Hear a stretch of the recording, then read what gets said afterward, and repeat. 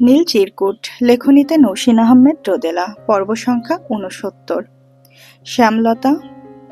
ঘড়িতে ২:২০। তীব্র ঠান্ডা রাত। রুম হিটারের বদৌলতে কুঁকড়ে যাওয়া থেকে বেঁচে আছি কোনো রকম। বাইরে সন্ধে থেকেই ভয়াবহ তুষারপাত।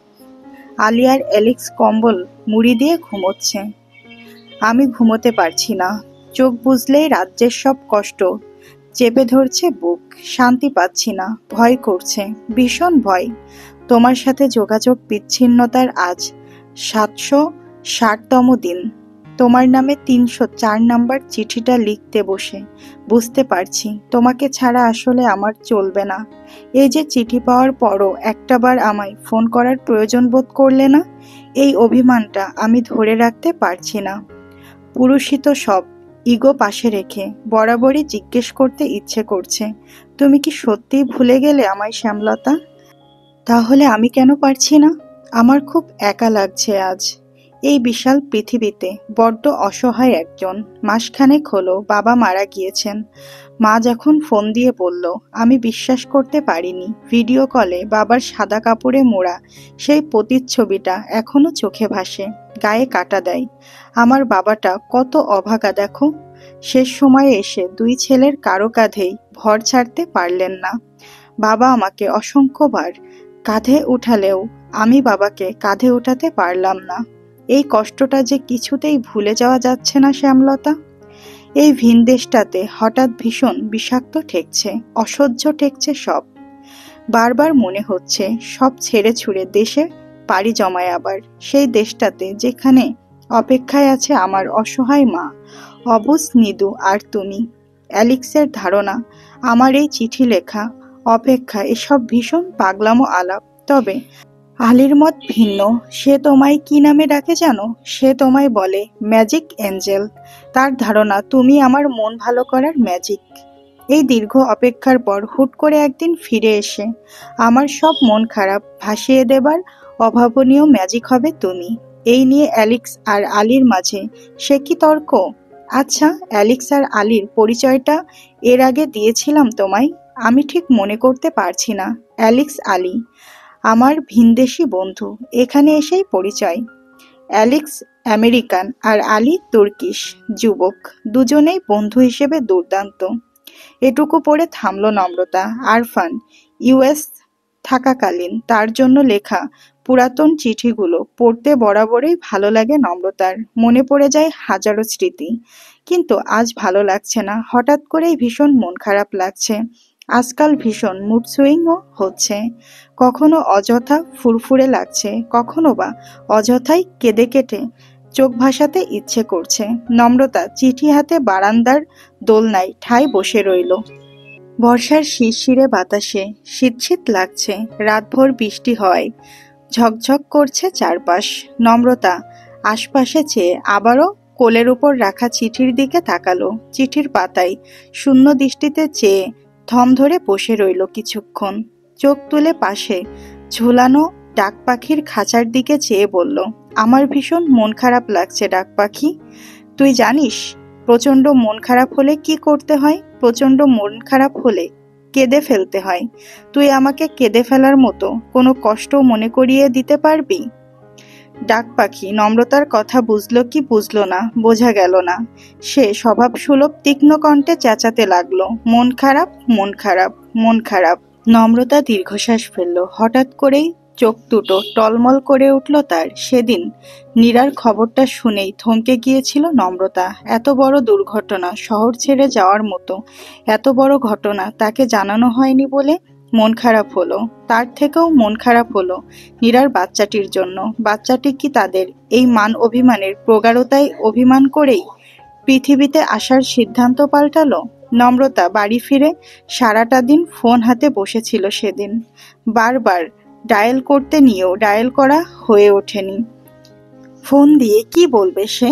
এত বড় দুর্ঘটনা, এতদিন পর কি খবর নিবে নীরার? নীরা যদি ফট করে বলে ফেলে বাচ্চাটা তো নষ্ট হয়েছে, এবার খুশি হয়েছিস, তবে কি সহ্য করতে পারবে নম্রতা? সেদিন রাতে ঘুম হলো না নম্রতার। ডাক পাখির খাঁচাটা কোলে নিয়ে বারান্দার দোলনাতেই বসে রইল সারা রাত। তারপর কিভাবে কিভাবে যেন কেটে গেল প্রায় ৩-৩টে বছর। হাজারো অস্বস্তি অনিশ্চয়তার বেড়াজালে পরিচিত নাম্বারটিতে আর ডায়াল করা হয়ে উঠল না। নিরুদ্দেশ নাদিমকেও আর ফিরে পাওয়া হলো না। কোথায় হারিয়ে গেল ছেলেটা? নাদিম হারিয়ে যাওয়ার পর বেশ কিছুদিন বেশ ভালোই যোগাযোগ রেখেছিল রঙ্গন। ওখান থেকে চেষ্টা করেছিল, চেষ্টা সফল হলো না। নাদিমকে খুঁজে পাওয়া গেল না। নম্রতা তখনই অবাক হয়ে খেয়াল করলো নাদিমের দাদাবাড়ি বা আত্মীয় স্বজন সম্পর্কে বিন্দুমাত্র তথ্য তারা জানে না। অন্তুর বিয়ের সময় বড় মামা নামে কারো কথা শুনেছিল, কিন্তু সেই বড় মামার বসতি সম্পর্কেও কোনো রকম সন্ধান তারা জানে না। রঙ্গনের ধারণা ময়মনসিংহের কোথাও হবে, কিন্তু ময়মনসিংহ তো ছোট শহর নয়। অত বড় বিভাগ থেকে নির্দিষ্ট একটা মানুষকে খুঁজে পাওয়া আদৌ সম্ভব?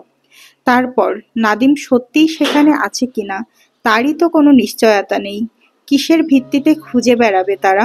নাদিমের মুখে শুধু একজনের কথাই শোনা যেত, সে হলো নাদিমের বোন।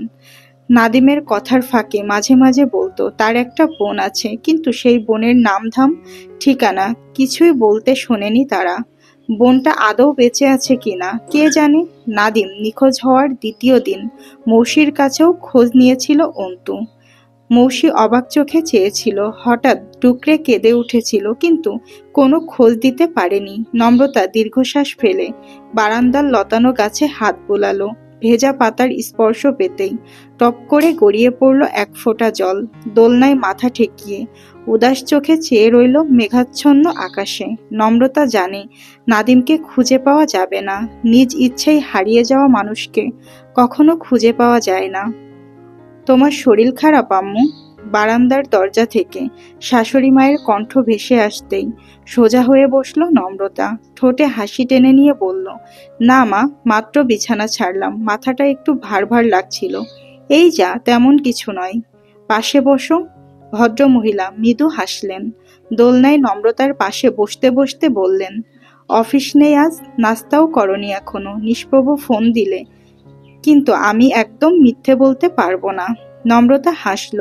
শাশুড়ি মাকে দুহাতে জড়িয়ে ধরে কাঁধে মাথা রেখে বলল, অফিস আপাতত বাদ, ভাবছি রান্নাঘরে তোমার অ্যাসিস্ট্যান্ট হব আজ। মা, আজ তোমার পছন্দের খাবারগুলো রান্না করলে কেমন হয়? ভদ্রমহিলা অবাক হয়ে বললেন, আমার পছন্দের খাবার কেন? নম্রতা হেসে বলল, কারণ তুমি মা। ভদ্রমহিলা হেসে ফেললেন। নম্রতা হঠাৎ গম্ভীর কণ্ঠে বলল, শুনো মা, তুমি কিন্তু নিদ্রা আপুর কাছে যাওয়ার চিন্তাও করবে না। তুমি ওখানে গেলেই নিদ্রা আপু তোমাকে 4-5 মাসের জন্য রেখে দেয়। এসব কি? আমি তোমাকে যেতে টেতে দিচ্ছি না, ব্যাস। তার থেকে বরং নিদ্রা আপুকে চলে আসতে বলো, আমি তাকে তার পছন্দের খাবারগুলো রান্না করে খাওয়াবো। আমি অলরেডি অনেকগুলো রান্না শিখে ফেলেছি। নিদ্রা আপুর সবচেয়ে প্রিয় খাবার কি মা? সরিষা ইলিশ, ঝালঝাল কলিজা ভুনা, ছোট মাছ ভাজি। নম্রতা গল্প করতে করতেই দোলনায় পা তুলে বসল। খুব উচ্ছ্বাসিত কণ্ঠে বলল, সরিষা ইলিশ? নীরা খুব ভালো সরিষা ইলিশ করতে পারত। ওর লাইফে ও একটাই খাবার ঠিকঠাক রান্না করতে পারত, সেটা হলো সরিষা ইলিশ। একবার কি হলো জানো? নীরা বাড়ি থেকে ফেরার সময় বাটি ভর্তি সরিষা ইলিশ রান্না করে আনলো। জীবনের প্রথম রান্না করেছিল, প্রচণ্ড উচ্ছ্বাসিত। আমরা ক্যাফেটেরিয়াতে আড্ডা দিচ্ছিলাম, হঠাৎ দৌড়ে এসে বাটিটা বের করতে করতে বলল, জানিস আজ আমি কি এনেছি? নীরার কথা শেষ হওয়ার আগেই হাতের বাটি উধাও। আমি আর ছোঁয়া অবাক হয়ে চেয়ে আছি। নিরীহ বাটিটা নাদিমের হাত থেকে টানা হেঁচড়া করতে করতে চলে গেল অন্তুর দখলে। অন্তুর হাত থেকে রঙ্গন। আমি আর ছোঁয়াই বা বসে থাকবো কেন? লেগে পড়লাম ভয়াবহ যুদ্ধে। সবার টানা হেঁচড়াতে তরকারির বাটি উল্টে স্বাদের সরিষা ইলিশ গিয়ে পড়ল মাটিতে। নিরাশ সে কি রাগ! অন্তু নাদিম রঙ্গনকে পুরো ভার্সিটি দৌড় করিয়েছিল সেদিন। এটুকু বলেই খিলখিল করে হেসে ফেলল নম্রতা। ভদ্রমহিলা মৃদু হেসে বলল, নীরাকে তোমার বন্ধু বুঝি? হঠাৎ হাসি মিইয়ে গেল নম্রতার। চাপা দীর্ঘশ্বাস ফেলে বলল, আমার বেস্ট ফ্রেন্ড। কথাটা বলেই চুপ করে রইল নম্রতা। শাশুড়ি মা সরল মনে প্রশ্ন করলেন, তোমার বিয়েতে এসেছিল? আমার সাথে পরিচয় করিয়ে দাওনি তো? এখন কোথায় ওরা? একদিন নিয়ে এসো বাসায়, নীরার হাতে সরিষা ইলিশ খাবো। নম্রতা নিরুত্তর চেয়ে রইল শাশুড়ি মায়ের মুখে, বুকের ভেতর চাপা পড়ল তপ্ত দীর্ঘশ্বাস। পৃথিবীর নিষ্ঠুরতম নিয়মগুলোর একটি হলো হারিয়ে যাওয়া। আলো হারিয়ে যায় অন্ধকার রাতে, বর্তমান হারিয়ে যায় অতীতে, অতীত হারিয়ে যায় প্রগাঢ় কোনো অতীতে, মানুষ হারিয়ে যায় সময়ের বেড়াজালে, কিন্তু বন্ধুত্ব হারায় না। জীবনের প্রতিটি পর্যায়ে সুন্দর স্মৃতি হয়ে হঠাৎ চারা দিয়ে ওঠে মনে, প্রকাশ করে নিজের প্রগাঢ় অস্তিত্বের মায়ার সুতো টেনে ধরে কাতর কণ্ঠে বলে, তোমরা আমাকে হারাতে দিয়েছ, মলিন হতে দিয়েছ, অথচ আমি এখনো যৌবনে ছুটছি তোমার স্মৃতির পাতায়, হাস্য উজ্জ্বল যৌবন হয়েই ফুটে রয়েছি আজীবন। বৃষ্টিহীন চমৎকার রাত, ছাদ জুড়ে হালকা ঝিরিঝিরি বাতাস। আরফান অযথায় তাড়াতাড়ি বাড়ি ফিরল। বারান্দায় দাঁড়াতেই ডাক পাখির স্বভাবসুলভ ডাক কানে এলো, কিন্তু নম্রতার সাড়া পাওয়া গেল না। আরফানের কুঞ্চিত চোখ প্রথমে গিয়ে পড়ল ডাকপিয়নের গায়ে, ডাকপিয়নের উপর তাজা বেলি ফুলের মালা। আরফান বুঝল চিঠির নিমন্ত্রণ। হাতের ব্যাগটা দোলনার উপর রেখে ডাকপিয়ন থেকে উদ্ধার করে আনলো নীল রঙের মোটা খাম। খামটা খুলতেই বেরিয়ে এলো আরো একটি খাম। আরফানের ভ্রু কুঁচকালো। দ্বিতীয় খাম থেকেও একই রকমের খাম বেরিয়ে আসতেই ব্যাপারটাকে নম্রতার বাচ্চামো বলে ধরে নিল আরফান। খুব অবহেলা ভরেই চতুর্থ খামটা খুলতেই চমকে উঠল সে। মসৃণ হয়ে গেল কুঞ্চিত ভ্রু। বিস্ময়ে হতবাক হয়ে চেয়ে রইল হাতে থাকা খামটির ভেতর। এমন সময় নূপুর বাজল। মলিন অথচ স্নিগ্ধ চেহারার নম্রতা এসে দাঁড়ালো দরজা জুড়ে। আরফান বাকরুদ্ধ চোখে চেয়ে থেকে আবারও খামের দিকে তাকালো। খামের ভেতর থাকা প্রেগনেন্সি স্ট্রিপে জলজল করছে পাশাপাশি রঙিন দুটো লাইন। আরফানের শরীর কাঁপছে। খামটা আলতো হাতে ডাকবাক্সের উপর রেখে দোলনায় বসে পড়ল আরফান। বেশ কিছুক্ষণ চুপ করে বসে থেকে বলল, সত্যি? নম্রতা হাসছে। ডাকপিয়নের ওপর থাকা বেলি ফুলের মালাটা হাতে জড়াতে জড়াতে মজা করে বলল, আমায় কি দিবেন বলুন? বিয়ের রাতের উপহারও কিন্তু নেওয়া হয়নি এখনো, ডাবল উপহার চাই এবার। আরফান হাসলো। দোলনা থেকে উঠে নম্রতার সামনে এসে দাঁড়ালো। হাত পা এখনো মৃদু কাঁপছে তার অতিরিক্ত আনন্দে দিশেহারা হয়ে।